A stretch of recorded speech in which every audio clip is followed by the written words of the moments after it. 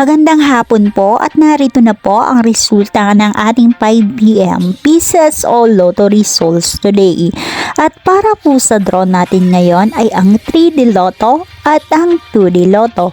Para po sa mga bagong nanonood, huwag niyo pong kakalimutan mag-subscribe sa aking channel at pahit na din po ako notification bell para updated po kayo lagi sa aking mga bagong upload.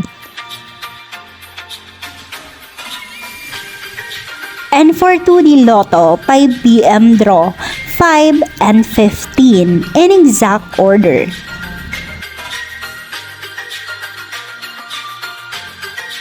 And for 3D Lotto, 5pm draw, 4, 9, and 4 in exact order.